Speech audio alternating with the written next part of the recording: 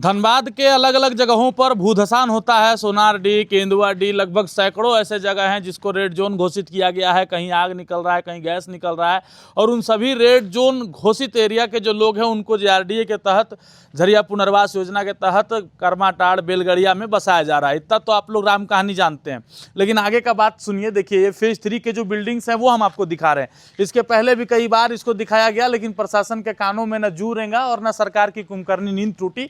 Phase 3 वहाँ पर लिखा हुआ भी है और आप देख रहे हैं 1825 से लेकर के और मकान संख्या 1840 तक, यानी कि लगभग हजारों हजार की संख्या में मकान फेज 3 के बाद जो है वो बना। लेकिन लोगों को यहाँ पुनर्वास नहीं किया गया और हजारों करोड़ रुपए जिस योजना में खर्च हुई वो योजना का पैसा जो है वो मटियामेट हो गया।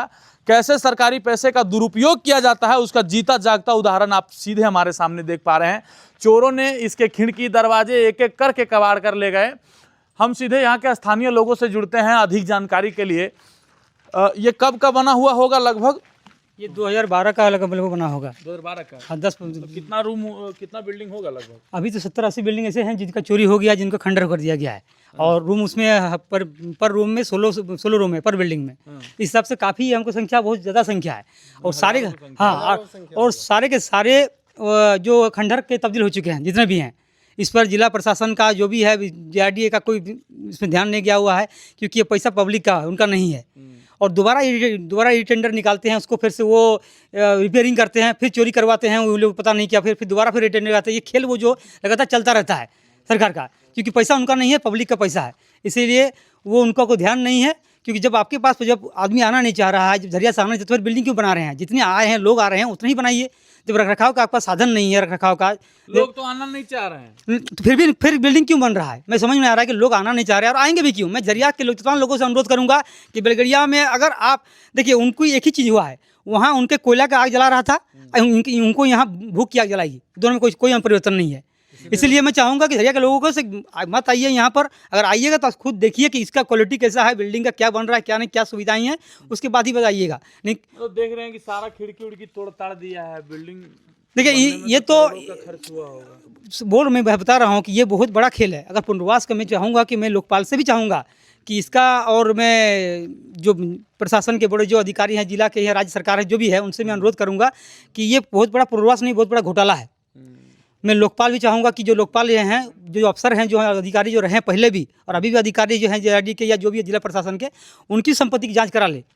मैं चाहूँगा, क्योंकि इससे बहुत बड़ा वो लोग एक मोटा पैसा कमाए हुए हैं और पुनर्वास के नाम में आड़ में। क्योंकि लोग आ नहीं रहे हैं तो फिर बना क्यों रहे हैं? लोग आना नहीं चाह रहे, कहीं ना कहीं तो कोई कारण होगा। झरिया के लोग क्यों आना नहीं चाह रहे? क्योंकि आपकी जो क्वालिटी है, जो आपका गुणवत्ता है बिल्डिंग की, वो सही नहीं है।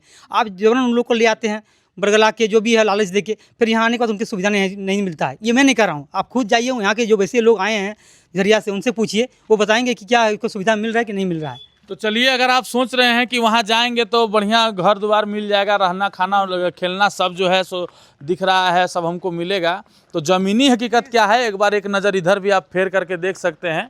प्रत्येक बिल्डिंग का गेट से लेकर के खिड़की तक कबाड़ दिया गया है और लोग यहाँ आरोप लगा रहे हैं कि सरकारी पैसे का जो है वो दुरुपयोग साफ साफ लोगों को यहाँ पर दिख रहा है।